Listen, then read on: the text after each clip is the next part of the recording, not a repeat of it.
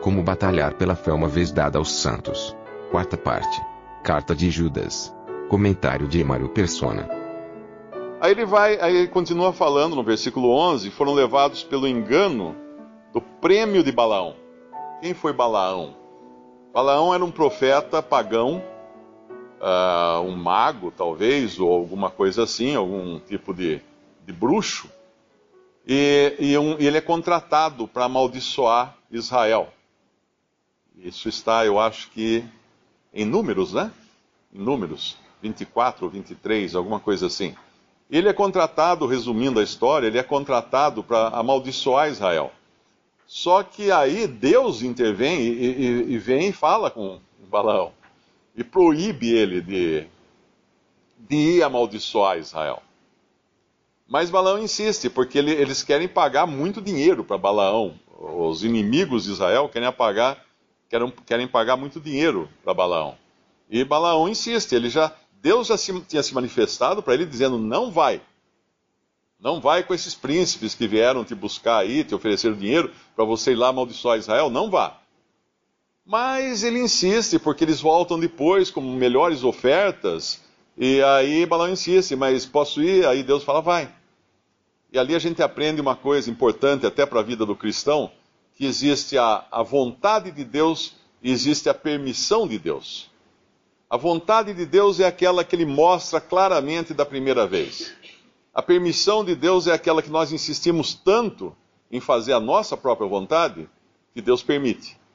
Só que nós vamos colher um fruto amargo lá na frente. E Balaão certamente colheu esse fruto amargo. Balaão, tudo indica que ele foi condenado.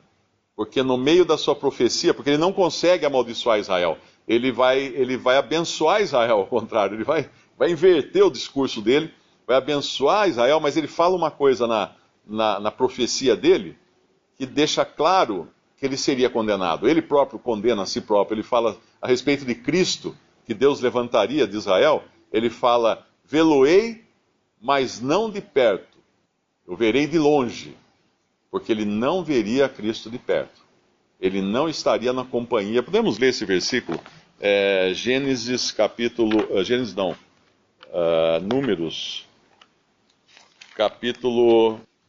no 24 que está essa passagem. Começa desde o 22, a história, e no 24 ele vai falar isso, versículo 16. Fala aquele que ouviu os ditos de Deus e o que sabe a ciência do Altíssimo, o que viu a visão do Todo-Poderoso, caído em êxtase de olhos abertos, vê-lo-ei, mas não agora. Contemplá-lo-ei, mas não de perto. Uma estrela procederá de Jacó e um cetro subirá de Israel, que ferirá os termos dos Moabitas, etc. Balaão depois, ele não consegue amaldiçoar Israel, mas ele vai depois sim amaldiçoar Israel de outra maneira, porque ele vai ensinar os filhos de Israel a se misturarem com as mulheres pagãs. E eles vão então se prostituir com pagãs e acabará isso se disseminando pelo povo de Israel. Mas aqui então, esses que seguem o engano do prêmio de Balaão, hoje basta ligar o rádio ou a TV, nós vamos encontrar esses, porque eles vão pedir dinheiro, eles vão dar carnê para as pessoas pagarem, eles vão vender um monte de bugigangas, dizendo que aquilo traz bênção para as pessoas.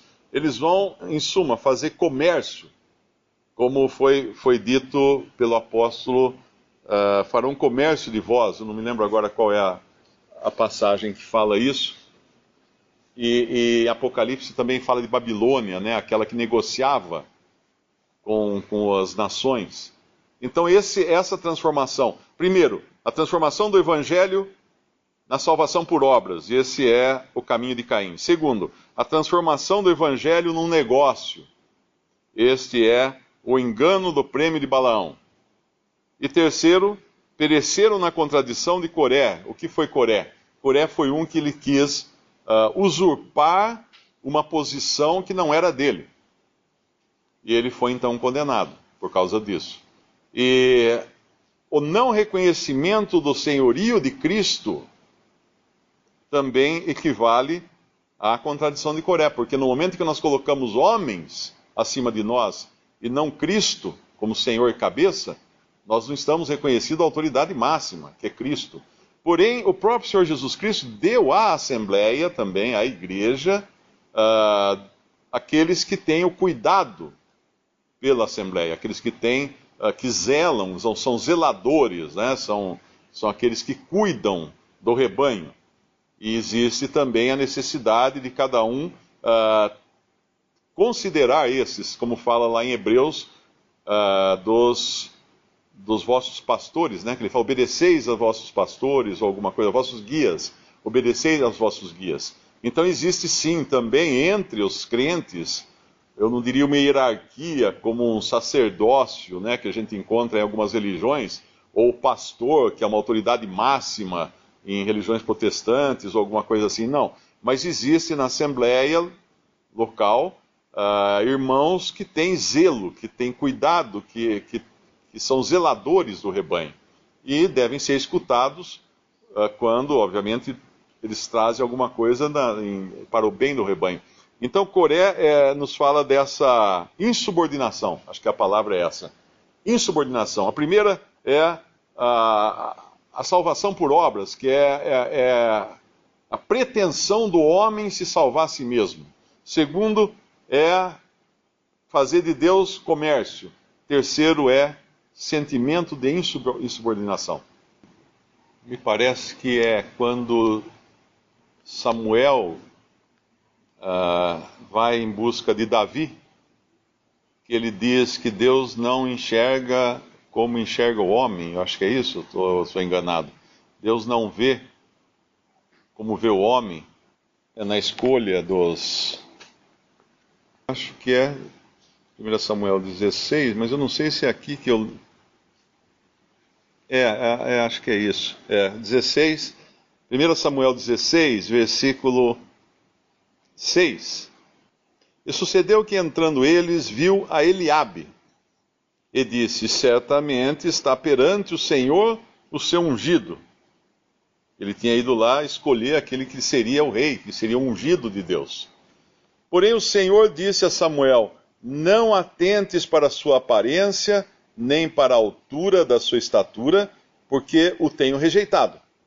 Porque o Senhor não vê como vê o homem, pois o homem vê o que está diante dos olhos, porém o Senhor olha para o coração. O Senhor olha para o coração. Visite Respondi.com.br. Visite também 3minutos.net.